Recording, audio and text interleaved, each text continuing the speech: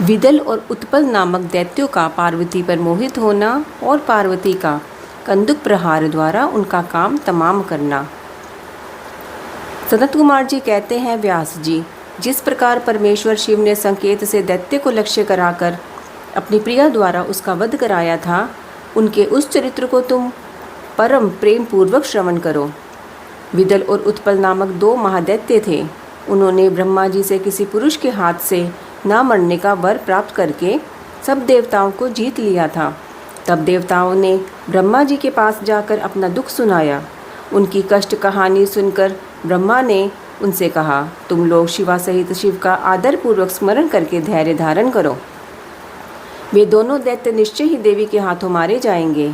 शिवा सहित शिव परमेश्वर कल्याणकर्ता और भक्त वत्सल हैं। वे शीघ्र ही तुम लोगों का कल्याण करेंगे। सनत कुमार जी कहते हैं, मुने देवों से यूँ कहकर ब्रह्मा जी शिव का स्मरण करते हुए मौन हो गए। तब देवगण भी आनंदित होकर अपने अपने धाम को लौट गए।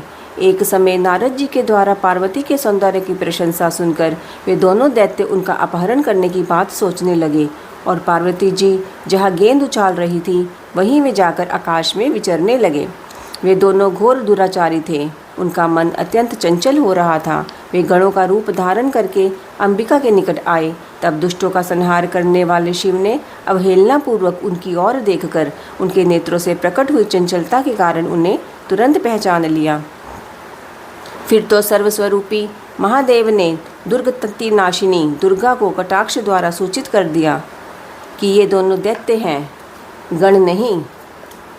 तब पार्वती अपने स्वामी महाकौतुकी परमेश्वर शंकर के उस नेत्र के संकेत को समझ गई। तदंतर सर्वज्ञ शिव की अर्धांगिनी पार्वती ने उस संकेत को समझकर उसी गेंद से एक साथ ही उन दोनों पर चोट की। तब महादेव की गेंद से आहत होकर वे दोनों महाबली दुष्ट दैत्य चक्कर काटते हुए उसी प्रकार भूतल पर गिर पड़े जैसे वायु के झोंके से चंचल होकर दो पके हुए ताड़ के फल अपनी डंठल से टूटकर गिर पड़ते हैं, अथवा जैसे वज्र के आघात से महागिरी के दो शिखर ढह जाते हैं। इस प्रकार अकार्य करने के लिए उद्यत उन दोनों महादैत्यों को धराशायी करके वह गेंद लिंग रूप में परिणत हो गया। समस्त दुष्टों का निवारण करने वाला वह लिंग कंदुकेश्वर के नाम से विख्यात हुआ और ज्येष्ठेश्वर के समीप स्थित हो गया। काशी में स्थित कंदुकेश्वर लिंग दुष्टों का विनाशक, भोग मोक्ष का प्रदाता और सर्वदा सत्पुरुषों की समस्त कामनाओं को पूर्ण करने वाला है। जो मनुष्य इस अनुपम आख्यान को हर्षपूर्वक सुनता, सुनाता अथवा पढ़ता है, उसे भय का दुख कहाँ। वह इस लोक में नाना प्रकार के संपूर्ण उत्तमोत्तम सुखों को भोगकर अंत में देव दुर्लभ दिव्य गति को प्राप्त कर लेता है।